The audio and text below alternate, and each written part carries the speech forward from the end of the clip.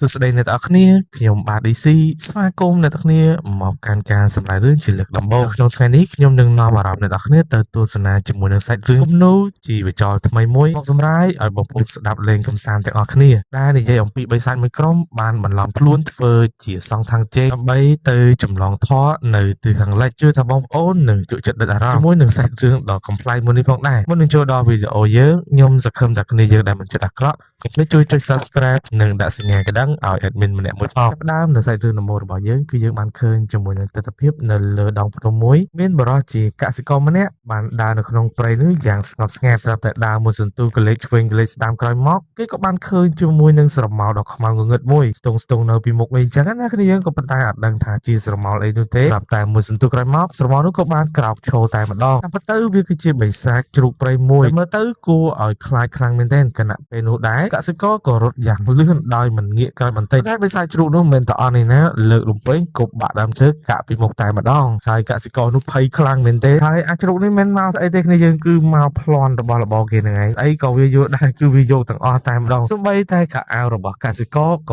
វាមិនលើកលែងដែរគិតទៅអានេះប្លន់ដូចជាអាពួកផ្ទះលេខ2អញ្ចឹងប្លន់គេហើយបានគម្រាមគេទៀតថាចាប់ពីពេលនេះទៅគឺត្រូវតែមានជាមួយនឹងអាហារនិងទឹកឲ្យគេជារៀងរាល់ថ្ងៃបើសិនជាកសិករនឹងមិនយកមកទេលទ្ធផលចុងក្រោយគឺដូចទៅនឹងអាឈើដែលគេកំពុងតែកាច់នេះមានណាកសិករភ័យឡើងចំហមាត់អត់បិទរោយស្រាប់តែលំពេចនោះគឺមានសត្វក្អែកមួយគឺដើរមកគ្នាតំណងជាទាហានដើរសង្កេតការតាមព្រៃអញ្ចឹងណាគ្នាសួរទៅកាន់អាជ្រូកនឹងថាមានរឿងស្អីហើយនឹងជាណាគេអាជ្រូកនោះក៏តវត្តទៅវិញដែរហើយចុះហើយនឹងណាគេពេលអញ្ចឹងទៅអេដមីនកាំងបដ ாய் គ្នាហើយសត្វក្អែកក៏បង្ហាញជាមួយនឹងអត្តសញ្ញាណរបស់គេគឺមានលេខជាមួយនឹង9527ដែលគេជាអ្នកធ្វើការនៅក្នុងរូងភ្នំស្ដេចអាជ្រូកគ្រាន់តែឃើញផ្លាកសញ្ញានឹងភ្លាមភ័យបដ ாய் សត្វក្អែកបានសួរថាឯងមានគ្នាប្រហែលនេះបិសាចជ្រូកបាននិយាយថាវាមានគ្នាតែឯងទេស្រាប់តែពេលហ្នឹងអាសត្វក្អែកដាក់ពី3ដៃគឺដាក់ក្បាលផ្លប់ថាលើក្រោយកំភ្ល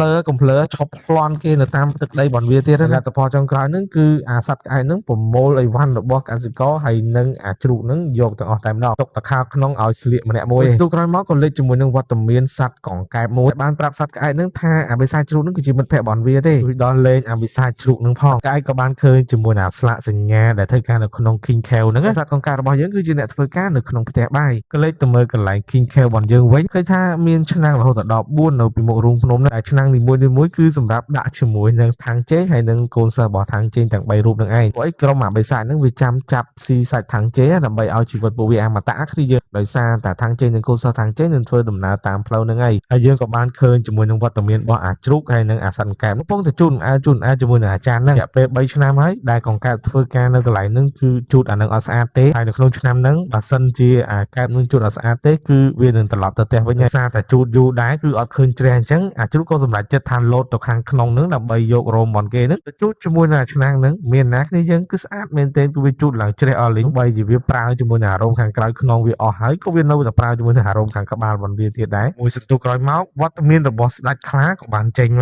មកត្រួតពិនិត្យជាមួយនឹងចានបនគេអញ្ចឹងណាថាស្អាតឬអត់អញ្ចឹងទៅមើលតើនេះក៏មិនស្អាតមើលតើអានោះក៏មិនស្អាតហើយមើលតើអានោះទៀតក៏មិនស្អាតអ្នកដែលធ្វើការអត់ស្អាតហ្នឹងគឺគេយកទៅសម្លាប់ចោលហើយចុងក្រោយនេះគឺបានកលេចទៅមើលជាមួយនឹងឆ្នាំងបនអាជ្រូកនិងអាកែបដែលដោះហើយនោះគឺថាភ្លឺចាំងយកតែម្ដងហ្នឹងពួកគេកំពុងតែសប្បាយចិត្តមែនទែននេះយើងហើយស្រាប់តែពេលនោះហ្នឹងបិសាចខ្លាហ្នឹងវាអើតមើលនៅខាងក្នុងចានហ្នឹងសត្វវារកគាត់ឃើញជាមួយនឹងអសរដែលវាបានចាននៅក្នុងចានហ្នឹងតាំងពីជំនាន់ដូនតាវាមកអាបិសាចហ្នឹងខ្លាំងមែនទែនវាសួរថាអីណាអសរនៅក្នុងចានហ្នឹងបាទអីមានអសរទៀតបាទជ្រូកវាដោះលខ្ទេចខ្ទីអស់ហើយណាស្ដេចខ្លាហ្នឹងបានខឹងហើយក៏បញ្ជាឲ្យកូនចៅសម្លាប់អាពីរទៅនឹងចោលតែសំណាងល្អមែនទែនគឺថាជ្រូកក្បាលតាន់មែនទែនគឺយើងសូម្បីតែកបិតតែខាត់ត្រូវក្បាលវាហ្នឹងគឺថាបាក់ខ្ទេចខ្ទីតែម្ដងតមកអាជ្រូកនឹងកែបនោះក៏នាំគ្នារត់គេចពីពួកអាបិសាចខ្លាហ្នឹងចូលទៅកាន់កពតព្រៃមួយដែលកពតព្រៃហ្នឹងគឺជារូងរបស់អាជ្រូកហ្នឹងហើយពេលហ្នឹងគឺអាកែបហ្នឹងខឹងជាមួយនឹងអាជ្រូកហ្នឹងខ្លាំងមែនទែនហើយក៏ទម្លាក់កំហុសទៅកាន់អាជ្រូកហ្នឹងតែម្ដងថាដោយសារតែអាជ្រូកហ្នឹងឯងបានធ្វើឲ្យវាបាត់បង់ការងារនៅកន្លែងឃើញខែវហ្នឹងតែពេលហ្នឹងអាជ្រូកនឹងឃើញគំនិតមួយគឺគំនិតបន្លំខ្លួនទៅចម្លងធម៌នៅទិសខាងលិចដោយត្រូវការគ្នា2នាក់ទៀតដើម្បីធ្វើការបន្លំខ្លួនឲ្យដូចទៅនឹងថាងជេងអាជ្រូកស៊ុននូខុងហើយនឹងអាសាខណៈពេលដែលគេកំពុងតែដើររកជាមួយនឹងបិសាចដើម្បីបន្លំខ្លួនទៅទិសខាងលិចហ្នឹងក៏បានជួបជាមួយនឹងកូនបិសាចមួយដែលត្រូវបានមនុស្សចាប់យកមកធ្វើបាបធ្វើការងារអីចឹងទៅចូលមកជួយអាកូនសត្វនឹងអីចឹងណា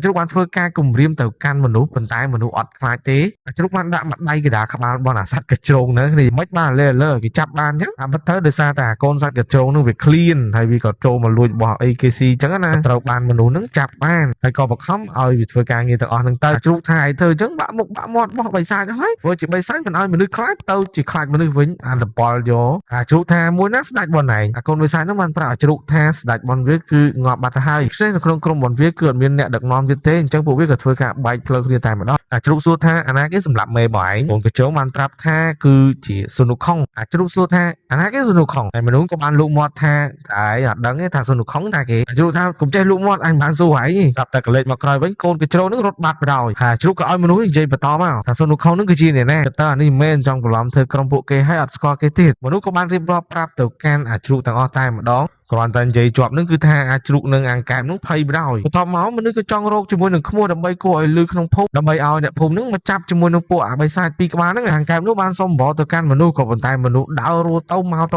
ើម្បីរកជាមួយអីមកគោះនឹងអាហ្នឹងរូបវាមិនតាន់ឃើញជាចុងក្រោយស្មានតែជ្រុកនឹងវាគ្រាន់បើនេះយើងឲ្យចុងក្រោយនឹងគឺថាមកធ្វើការឲ្យគេដដែលនេះឥឡូវសួរថាមកជួយគេឬមកឲ្យគេប្រើធ្វើការមកដល់កន្លែងនេះគឺគេមកអង្គុយពិបាកចិត្តទាំងពីរនេះអញ្ចឹងគ្នាយើងគេសាប់តែស្ទូក្រោយមកនោះគឺថាឆ្លោះគ្នាទៀតគ្នាយើងហើយអង្គុយសក់នោះក៏ពួកគេនឹកឃើញថាពួកគេអត់ស្គាល់ជាមួយនឹងរូបរាងរបស់ក្រុមលោកគ្រូថាងទេហើយធ្វើមិនទៅរកជាមួយនឹងអ្នកដែលមកបន្លំខ្លួនបានបន្ទាប់មកពួកគេក៏ចូលទៅកាន់ផ្សារជួបជាមួយនឹងជាងគំនូឲ្យជាងគំនូនឹងគូជាមួយនឹងក្រុមរបស់ព្រះសង្ឃថាងចង់ដឹងថាមានរូបរាងបែបម៉េចអីចឹងណាគ្នាយើងបន្ទាប់ពីជាងគំនូគូហើយវ៉ាវ sorry respect ដូចពិតអញ្ចឹងតែជ្រួតពេញចិត្តទេដោយសារតែរូបរាងបនវាណារូបរាងក្នុងគំនូនឹងក៏វាមានអាណាដូចមួយណាគ្នាយើងក៏ឲ្យជាងគំនូគូរូបមកផ្ទាំងទៀតជ្រុកក៏ទៀមទីឲ្យជាងគំនូគូបែបនេះបែបនោះអញ្ចឹងទៅតែជាងគំនូខឹងក៏អត់គូទេក៏ដើរចេញតែហ្មងតែមានណាជ្រុកឆ្លាតដែរក៏បានបាច់ទៅវិញម្យ៉ាងនៅលើតុស្រាប់តែពេលនោះជាងគំនូមកវិញម្ដងមកហ្នឹងគឺមកស៊ីស្រូវនៅលើតុហ្នឹងឯងដោយសារតែជាងគំនូបនយើងនឹងគឺជាសត្វមាន់តពីស៊ីឆ្អែតហើយមាន់របស់យើងនឹងក៏បានគូគំនូបន្តទៀតតាំងពីថ្ងៃរះរហូតដល់ថ្ងៃលិចឃើញថាបានគំនូឡើងបន្តិចតិចផ្ទាំងទ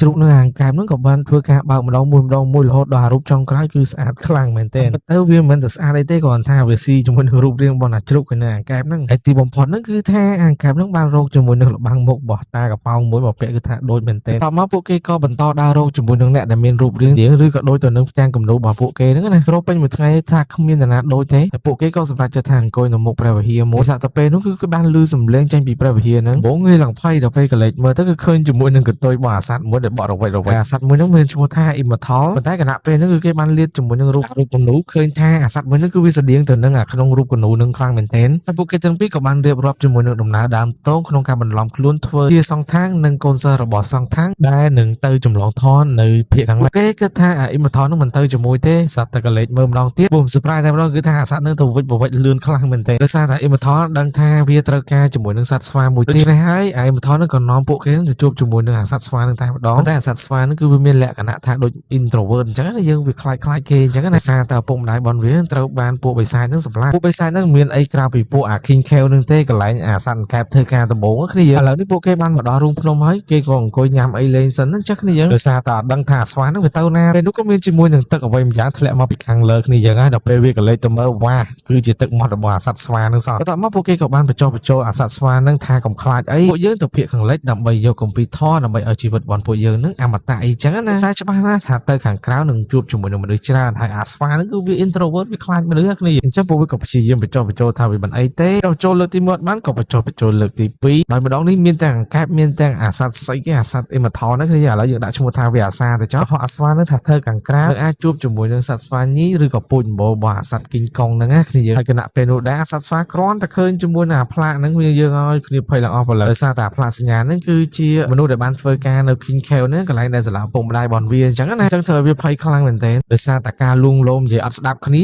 អាចជ្រួលក៏ខឹងមែនទែនក៏ចូលទៅថាឲ្យអាសត្វស្វាហ្នឹងតែម្ដងថានេះគឺជាផ្លូវតែមួយគត់ដែលឲ្យឯងចេញក្រៅបានណាគ្នាយើងឲ្យចុងក្រោយហ្នឹងគឺថាទៅដដែលគឺទៅហ្នឹងគឺទៅទាំងទឹកភ្នែកគ្នាយើងដើរបដៅយំបដៅអីចឹងទៅហើយបើនិយាយពីអាសត្វកែបនេះដែលប្រឡងខ្លួនធ្វើជាសង្ឃថាហ្នឹងគឺថាបែកគោតបាត់ទៅហើយដោយសារអីគឺដោយសារតែពលសេះហ្នឹងឯងជាចុងក្រោយហ្នឹងគឺថាដើរទាំងអស់គ្នាតែម្ដងខណៈពេលដែលកំពុងតែដើរហ្នឹងអាជ្រូកសួរទៅកាន់អាស្វាថាហើយចង់ដើរឬក៏ហើយចង់ជិះសេះបាក់និយាយជាមួយអាស្វាអត់ស្ដាប់គ្នាគឺថាចង់អាស្វាហ្នឹងជាប់ជាមួយនឹងសេះបដៅហើយថ្ងៃក៏ដូចជារឿងជ្រេដែរពួកគេក៏បានធ្វើការសម្រាកកន្លែងដុំថ្មមួយនៅលើភ្នំគ្នាហើយដោយសារតែពួកគេនឹងឃ្លានផងអត់ដឹងថាធ្វើម៉េចពួកគេក៏សម្រេចចិត្តថាទៅបិណ្ឌបាត់នៅក្នុងភូមិមួយពួកគេបានពិភាក្សាគ្នាពេលទៅ ដល់កន្លែងអ្នកភូមិហ្នឹងពួកគេអត់ត្រូវនិយាយអីទេឲ្យតែប្រសង់ថាងហ្នឹងជាអ្នកនិយាយបានហើយគឺអាងកែបយើងហ្នឹងជ្រុងក៏បានទៅប្រាប់អាស្វាថាឲ្យធ្វើតាមគេទៅមិនបាច់មាត់មិនបាច់អីទេនៅតែស្ងៀមទៅគឺវាងាយស្រួលសម្រាប់វាហើយពួកភាគ4នេះគឺគេបានរកគ្នាគ្រប់ចំនួនហើយគ្នាយើងមើលថាតើភាគបន្តនេះនឹងទៅជាយ៉ាងណាកុំភ្លេចតាមដានជាមួយនឹង admin ទាំងអស់គ្នាមុននឹងចូលដល់វីដេអូយើងខ្ញុំសង្ឃឹមតែគ្នាយើងដែលមកក្រោយបញ្ជាក់អាក្រក់កុំភ្លេចជួយចុច subscribe និងដាក់សញ្ញាកណ្ដឹងឲ្យ admin ម្នាក់មួយផងអញ្ចឹងសាច់រឿងបន្តរបស់យើងគឺស្ថិតនៅក្នុងភូមិមួយគណៈពេលនោះដែរគឺមានក្មេងស្រីម្នាក់បានធ្វើការបើកទ្វារក៏សត្វតែឃើញជាមួយនឹង3សាយទាំង4ក្បាលនឹងតែម្ដងហើយពួកគេមកទីនេះគឺមានបំណងចង់បិណ្ឌបាតតែគ្នាក្មេងស្រីម្នាក់នោះក៏បានលន់មាត់ស្រីមួយទំហឹងថា3សាយហើយក្មេងស្រីម្នាក់នោះក៏បិទទ្វារយ៉ាងលឿនតែម្ដងពួកគេបានគិតថាប្រហែលជាក្មេងម្នាក់ហ្នឹងគឺខ្លាចជាមួយនឹងមុខមាត់របស់ពួកគេម្ដងនេះគឺគេមកបិណ្ឌបាតម្ដងទៀតហើយប៉ុន្តែពេលនោះអ្នកភូមិបើកទ្វារមកគឺឃើញថាពួកគេបិទមុខដូចជាចោលអញ្ចឹងហើយក៏ស្រែកមួយទៅហឹងថាចោលហើយស្រាប់តែពេលនោះអ្នកភូមិបានឃើញគ្នាយើងមានណាគឺថាអ្នកភូមិដេញវាយពេញទឹកពេញដីតែម្ដងដោយសារតែអ្នកភូមិទាំងអស់ហ្នឹងគឺថាពួកគេជាចោលហើយស្រាប់តែពួកគេរត់សក់ហ្នឹងក៏បានទៅជួបក្មេងប្រុសម្នាក់តែក្មេងប្រុសម្នាក់ហ្នឹងកំពុងតែញ៉ាំជាមួយនឹងសាច់មាន់នៅក្បែរមាត់ទឹកដោយសារតែបិសាចកែវនេះគឺវាក្លែងឡើងពេកក៏វាធ្វើការសុំជាមួយនឹងសាច់មាន់របស់ក្មេងតែបន្តិចក៏បានដែរហើយកូនក្មេងម្នាក់ក៏បានសួរទៅកាន់ពួកគេថាគេជាអ្នកណាតែពួកគេគឺជាប្រសង់ថាងមែនទេខាងកែវនេះគឺសប្បាយចិត្តមែនទេទីបំផុតគឺមានមនុស្សដែលជឿជាក់ទៅលើពួកគេហើយបន្ទាប់មកអាក្មេងហ្នឹងក៏បានសើចចំអកពួកគេហើយបាននិយាយថាគាត់ថាអាពាក់មួកហ្នឹងគឺដូចទៅនឹងທາງសានមែនទេកុំព្យាយាមកុហកក្មេងអីហើយក្មេងហ្នឹងក៏បានបន្តទៀតថាម្នាក់នោះគឺជាអាសាមែនទេហើយបិសាចមួយហ្នឹងគឺសប្បាយចិត្តមែនទេគាត់ថាហេតុអីអាក្មេងនេះស្គាល់ឈ្មោះរបស់វា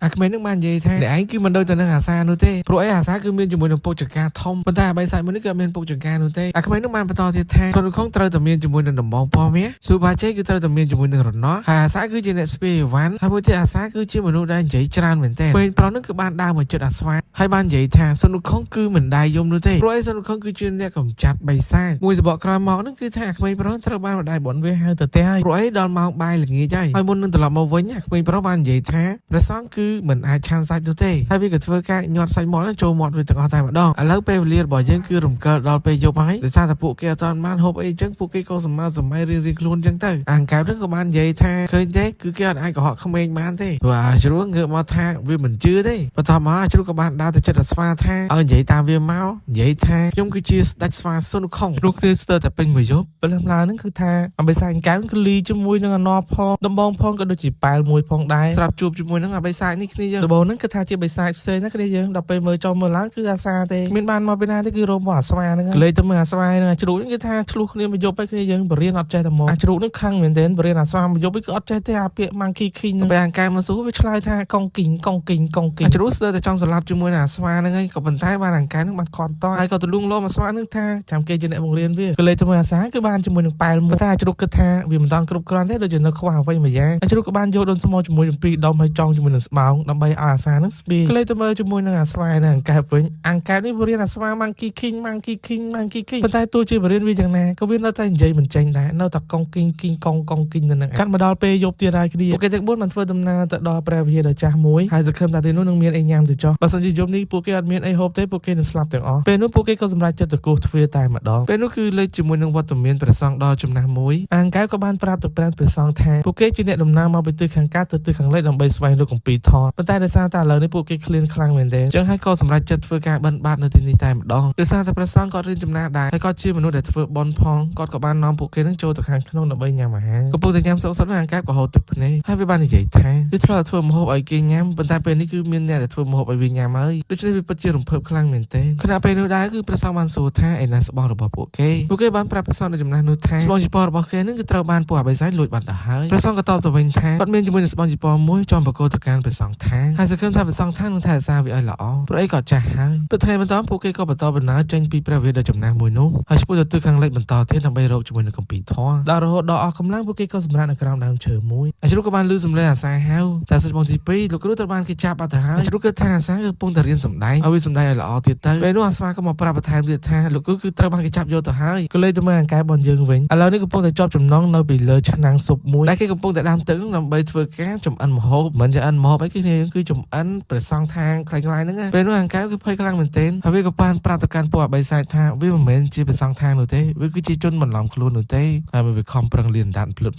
មួយទទួលក្រោយមកគេបានធ្វើការដោះជាមួយនឹងស្បង់ជីពររបស់វាចេញហើយបន្តមកឃើញថាវាពិតជាការពិតមែនប៉ុន្តែសត្វបិសាចនោះក៏បានសើចថានឹងមានល្បិចអីទៀតអត់វាមិនជឿនោះទេហើយវាក៏បានបញ្ជាឲ្យកូនចៅនឹងធ្វើការទម្លាក់អាកែនោះចូលក្នុងឆ្នាំងនឹងតែម្ដងឆ្លាក់លើសុទ្ធតែភ្លុងហើយកាត់មកដល់ខាងក្រៅវិញគឺយើងបានឃើញជាមួយនឹងអាជ្រូកហើយនឹងគ្នាវាកំពុងតែពិភាក្សាគ្នាហើយសារទៅពេលនោះអាកងអង្គរៈដែលយាមនៅមាត់ទ្វារហ្នឹងក៏វា បានលឺសំឡេងចេញពីក្រោយថ្មនៅពេលដែលវាទៅគឺវាឃើញជាមួយនឹងគ្នារបស់ជ្រូករហូតដល់3នាក់មានទាំងអាសាកំពុងតែសម្លៀងអាវុធទៀតដូច្នេះហើយវាក៏រត់ទៅប្រាប់មេបនវាតែម្ដងថានៅក្រៅគឺមានជាមួយនឹង3សាច់3នាក់ដែលម្នាក់គឺជាជ្រូកដែលម្នាក់ទៀតគឺជាមហាទេពស្មៅមេហើយជាមួយនឹងម្នាក់ទៀតមិនដឹងជាស្អីនោះទេហើយអង្គការបនយើងអត់ងាប់ទេនោះពេលនេះក្រុមជ្រូកគឺបានចេញប្រតិបត្តិការទៅរំដោះជាមួយនឹងលោកគ្រូបនគេហើយដែលជាអង្គកាបនឹងឯងស្រាប់តែចេញមកភ្លាវនឹងគឺមិនបានវាយគ្នាទេគ្នាយើងក៏លេចទៅមើលគ្នាគេគឺច្រើនមែនទែនតែពិតគេមកស្វាគមន៍តដោយសារនេះគឺជាទំនៀមទម្លាប់របស់ពួកគេក្នុងការស្វាគមន៍ភ្ញៀវថ្មីដូច្នេះហើយគេក៏រត់មកចាប់ដៃជាមួយនឹងពួកអា3នាក់នឹងតែម្ដងហើយនាំពួកគេចូលទៅខាងក្នុងដល់ពេលចូលទៅខាងក្នុងទៅបានដឹងថាតែពិតអាទឹកហ្នឹងគឺវាអត់ក្តៅនោះទេគឺវាក្តៅអ៊ុនហើយក្រុមបិសាចបានជួយពួកគេទាំង4ឲ្យងូតទឹកក្តៅនឹងតែម្ដងមាននឹងក្រុមបិសាចតូចៗជួយដកក្អាលឲ្យទៀត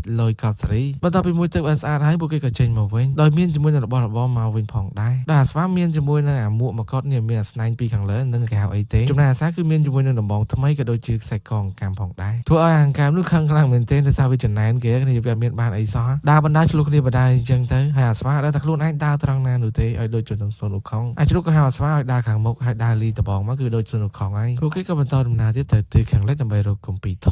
តបន្តសេរីរបស់យើងគឺយើងបានឃើញថាក្រុមបិសាចទាំង4ហ្នឹងគឺបានដើរចូលទៅដល់ភូមិមួយដែលប៉ុន្តែនៅក្នុងភូមិនោះហាក់បីដូចជាស្ងប់ស្ងាត់ខ្លាំងមែនទែនពួកគេខំកលេចឆ្វេងកលេចស្ដាំក៏នៅតែមិនមានមនុស្សដែរហើយស្រាប់តែដល់ផ្ទះមួយនេះពួកគេក៏សម្រេចចិត្តថាគោះទ្វារហៅគេក្រែងលោមានមនុស្សនៅខាងក្នុងអីចឹងណាក៏ស្រាប់តែពេលនោះអ្នកភូមិក៏បានបើកទ្វារអង្គកាប់ក៏បាននិយាយទៅប្រាប់អ្នកភូមិថាពួកគេមកពីភូមិខាងកើតដើម្បីទៅរកគម្ពីរថតនៅភូមិខាងលិចពួកគេបានឆ្លងកាត់ភូមិមួយនេះក៏សុំបិណ្ឌបាតដោយសារតែរូបរាងរបស់ពួកគេនឹងគឺដូចទៅនឹងបិសាចដូច្នេះហើយអ្នកភូមិក៏ហៅមេភូមិឲ្យមកមើលមេភូមិបានរៀបរាប់ថាដោយសារតែនៅក្នុងភូមិនេះគឺមានបិសាចកដោលសមួយអ្នកភូមិទាំងអស់អាចធ្វើអីបិសាចកដោលនោះបានទេបិសាចកដោលនោះគឺតែងតែបំផ្លិចបំផ្លាញផ្ទះរបស់ពួកគេមិនថាដំណាំឬក៏របស់របរនៅក្នុងផ្ទះនោះទេអាចជ្រូកគ្រាន់តែលើថាកដោលភ្លៀងគឺថាមិនអីទេចាំគេចាប់ការឲ្យដោយសារតែគេគិតថាកូនកដោលនេះគឺគ្មានអីអស្ចារ្យទៅឲ្យគេជាអ្នកចាប់ការខ្លួនឯងអ្នកភូមិក៏បាននាំពួកគេមកកាន់ផ្ទះដ៏ចំណាស់មួយដែលផ្ទះដ៏ចំណាស់មួយនឹងហើយគឺជាកន្លែងបិសាចកដោលរស់នៅគាត់ទៅពួកគេចូលមកដល់ភ្លាមគឺថាវាបិទក្រឹបតែម្ដងធ្វើឲ្យពួកគេនឹងភ័យស្លន់ស្លោខណៈពេលនោះគឺយើងក៏បានឃើញជាមួយនឹងបិសាចកដោលនឹងហើយហើយបិសាចកដោលនឹងសួរថាពួកឯងមកទីនេះធ្វើអីអាចជ្រូកក៏តបទៅវិញថាគឺយើងមកចាប់ឯងនឹងហើយឆាប់ចោះចាញ់ឥឡូវភ្លាមទៅអាចជ្រូកក៏បន្តទៀតថាតើឯងមិនស្គាល់ពួកយើងទេមែនទេបិសាចកដោលថាឯងជាអ្នកណា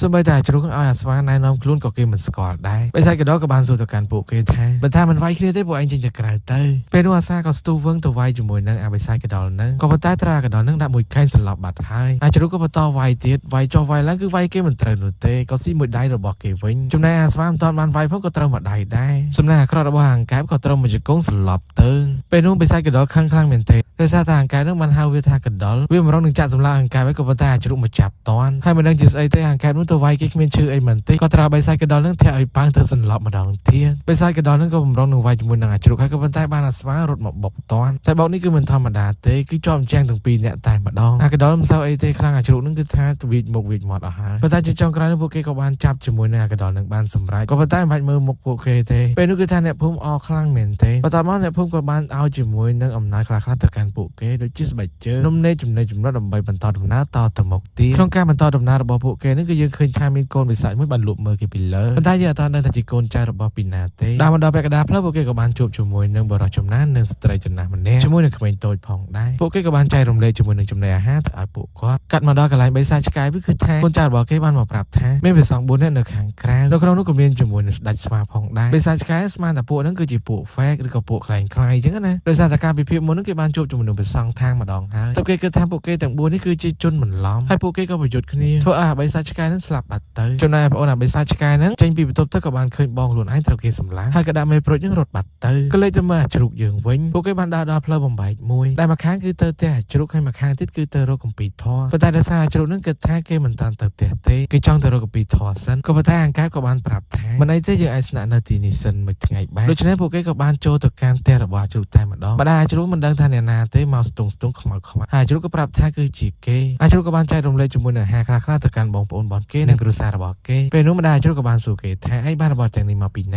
ាអាជ្រូកក៏តបទៅវិញថាអ្នកភូមិគឺជាអ្នកឲ្យពួកគេបន្ទាប់ពីសន្និសនាគ្នារួចម្ដាយអាជ្រូកក៏ចេញទៅស្រែកមួយទំហឹងតែម្ដងដើម្បីឲ្យអ្នកនៅក្នុងព្រៃនឹងបានឮថាកូនប្រុសច្បងរបស់គាត់នឹងបានត្រឡប់មកវិញហើយបានអួតគេថាកូនរបស់គាត់គឺធ្វើការនៅក្នុង King Cave ខណៈពេលនោះដែរអាជ្រូកក៏បានសួររកឪពុករបស់គេឪពុករបស់អាជ្រូកគឺកំពុងតែឈឺដេកនៅលើកំរាលហើយអាជ្រូកក៏បានណែនាំមិត្តភក្តិរបស់ពួកគេឪពុករបស់អាជ្រូកក៏ងាកក៏ដឹងបាត់ទៅហើយថាម្នាក់ព្រះសង្ឃថាងម្នាក់សុរខុងហើយកូនបត់គឺជាស៊ូប៉ាជេប៉ុន្តែអាជ្រូកបាននិយាយថាកុំនិយាយឲ្យលឺអីខ្លាចម្ដាយវាលឺព្រោះអីពួកគេពេលនេះកំពុងតែចេញពីទិសខាងកើតដើម្បីទៅភៀកខាងលិចរកគម្ពីរធម៌ដោយសារតែសប្បាយចិត្តខ្លាំងពេកគាត់ក៏បានព្យាយាមដើរម ម្ដងទៀតព្រោះអីគាត់ចង់ឲ្យកូនគាត់ធ្វើអ្វីដែលកូនគាត់ចង់ធ្វើគាត់ដឹងថានៅក្នុង King Care នោះគឺគ្មានអីទេគឺគ្រោះថ្នាក់ណាស់ដូច្នេះកូនអាចធ្វើជាទេវតាបានអង្គុយនិយាយគ្នាពេញមួយយប់លុះព្រឹកឡើងពួកគេក៏បន្តដំណើរចេញពីទីនោះទៅទិសខាងលិចដើម្បីរកគម្ពីរធម៌បន្តទៀតក៏លេងមកកាន់ភូមិដែលអាជ្រូកបានឆ្លងកាត់ហើយកំចាត់បិសាចកដោហ្នឹងគឺយើងបានឃើញជាមួយនឹងអាប្អូនបិសាចឆ្កែហ្នឹងបានរត់មករកពួកគេប៉ុន្តែពួកគេបានចេញផុតពីទីនោះហើយគេរត់មកទីនេះគឺគេចង់មកប្រាប់ថាមានគេបន្លំខ្លួនធ្វើជាព្រះសង្ឃថា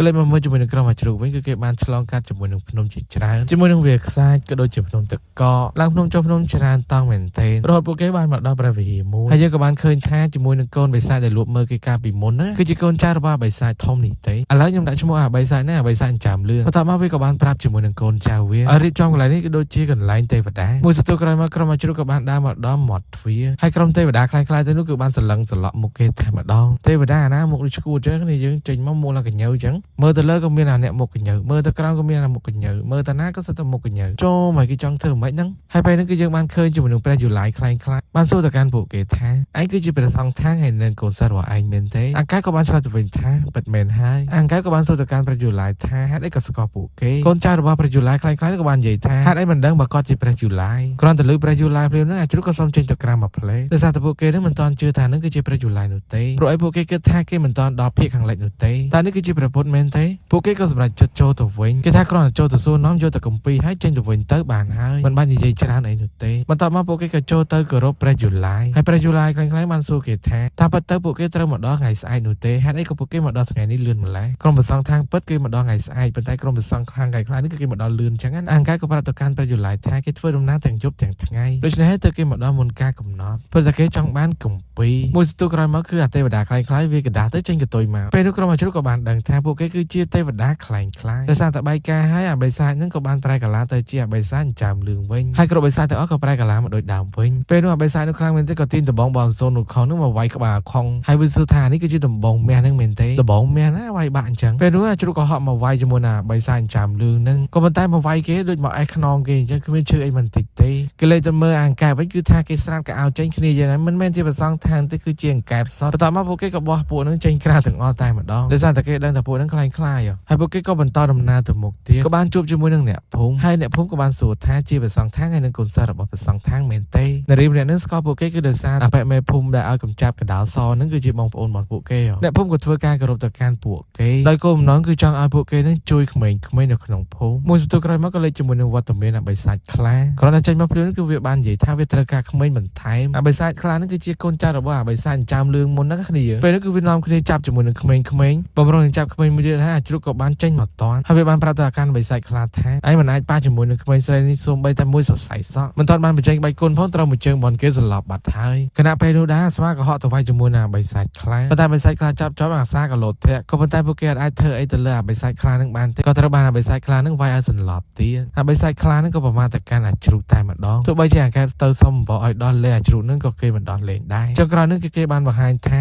វាគឺជាសត្វជ្រូកព្រៃនោះទេមិនមែនជាអ្នកចម្លងថតទៅទិសខាងលិចអីនោះទេពេលនោះអ្នកភូមិក៏បានខឹងខ្លាំងមែនទេដោយសារតែក្រុមរបស់អាជ្រូកនឹងធ្វើការកុហកទៅកាន់ពួកគេអាជ្រូកក៏ព្យាយាមបញ្យល់ដែរក៏ប៉ុន្តែគ្មានអ្នកណាយល់នោះទេចុងក្រោយពួកគេនឹងក៏ត្រូវបានឃុំខ្លួនប៉ុន្តែមួយសន្ទុះក្រោយមកគឺយើងបានឃើញជាមួយនឹងអបិសាចឆ្កែដែលវាបានតាមរកជាមួយនឹងក្រុមប្រសង់ឋានខ្លាំងៗនឹងយូរមកហើយដោយសារតែគេសួរអ្នកនេះអ្នកនោះហើយក៏គេបានឃើញសេះក៏គាត់ដឹងថាពួកគេនៅទីនេះគោលបំណងរបស់វាមកនេះគឺវាចង់ឲ្យក្រុមរបស់អាជ្រូកនឹងធ្វើការជួយសងសឹកឲ្យបងប្រុសរបស់គេផងដោយសារតែក្រុមសូនុខុងនឹងបានធ្វើការសម្លាប់បងគេបាត់ហើយពេលនោះក្រុមអាជ្រូកក៏បានប្រាប់ថាពួកគេគឺខ្លាំងៗនោះទេចំណែកឯមនុស្សទាំង4នាក់ដែលបញ្ជូតជាមួយនឹងបិសាចឆ្កែនោះពួកគេគឺជាក្រុមព្រះសង្ឃឋានពិតប្រាកដប៉ុន្តែបិសាចឆ្កែនឹងនៅតែមិនជឿដោយសារតែគេឃើញថាពួកគេនឹងគឺដូចពិតតែម្ដងចំណែកឯមនុស្ស4នាក់បានសម្លាប់បងគេនឹងគឺជាខ្លាំងៗអាជ្រូកព្យាយាមបញ្យល់នឹងបកស្រាយឲ្យដល់ពងមាត់របស់អាសាទៀតក៏ប៉ុន្តែគេនៅតែមិនជឿកាត់មកដល់កន្លែងនេះតែម្ដងអាជ្រូកអាសាហើយនឹងអង្កែនឹងបានខ្លាយទៅជាទេវតាខ្លាំងៗអស់ហើយដោយសារតែបិសាចចាំលឿងបានជប់ពួកគេវាធ្វើដោយវានឹងប្រអិនតែងតាំងឲ្យគេអញ្ចឹងណាគ្នានៅតែអាស្វាមួយទេគឺវាមិនចង់ធ្វើនោះទេដូច្នេះហើយគេក៏បានចាប់អាស្វានឹងចេញទៅហើយតោះអា3នាក់នោះឲ្យនៅទីនោះគេយកអាស្វាធ្វើទរណកម្មនិងសម្លាប់ចោលតែម្ដងឥឡូវយើងកាត់មកដល់កន្លែងនេះទៀតពួកគេទាំង4នាក់នេះក៏បានចែកផ្លូវគ្នាទាំងអស់ហើយក៏ដល់ពេលដែលអាស្វាត្រូវបានគេសម្លាប់ពួកបិសាចទាំងពីរនេះក៏បានសួរអាស្វាថាមានពាក្យអីចង់ផ្ដាំចង់ក្រោយទេអាស្វាក៏និយាយថា I am the Monkey King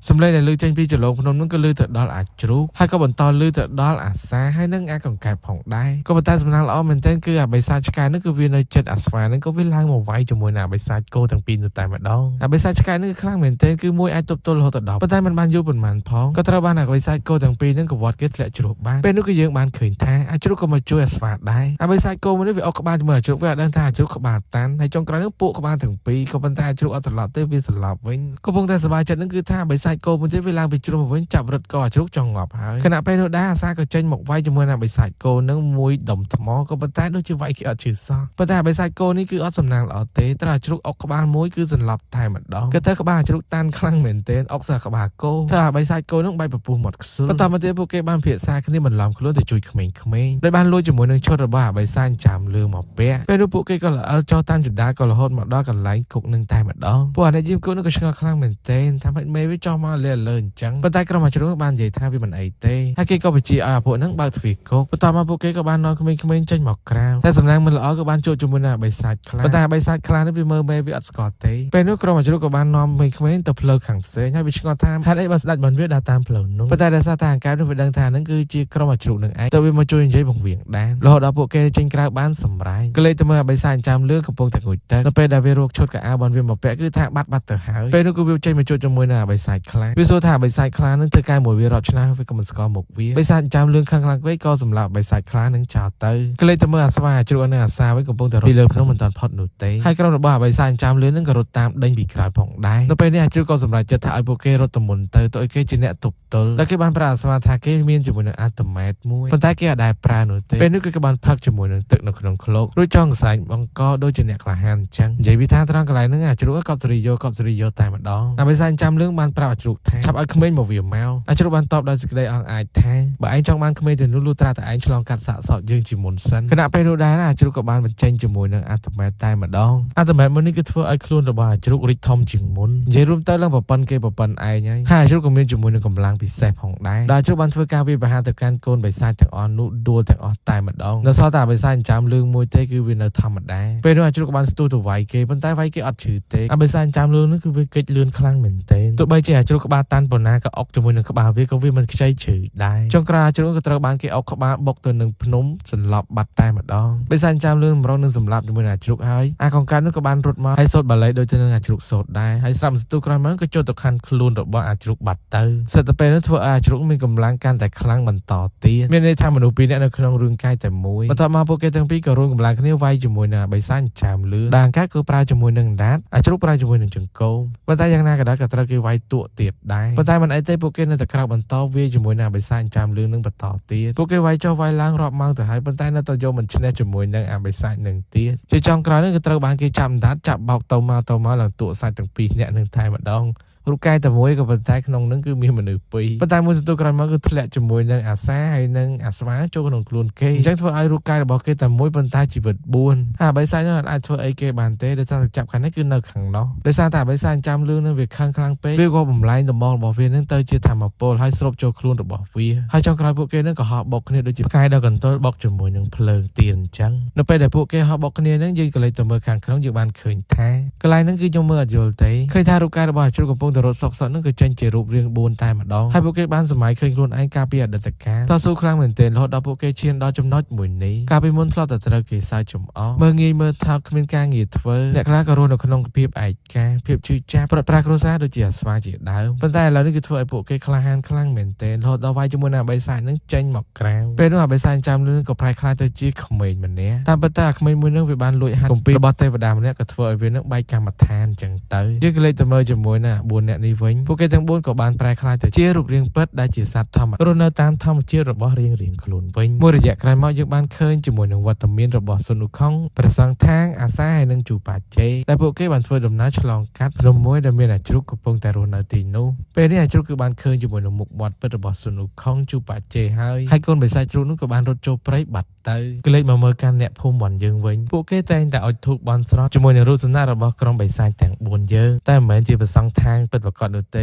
គឺ4នាក់នេះឯងអញ្ចឹងវីដេអូយើងក៏ដល់ទីបញ្ចប់ផងដែរបាយជួបគ្នានៅវីដេអូឆ្នាំក្រោយ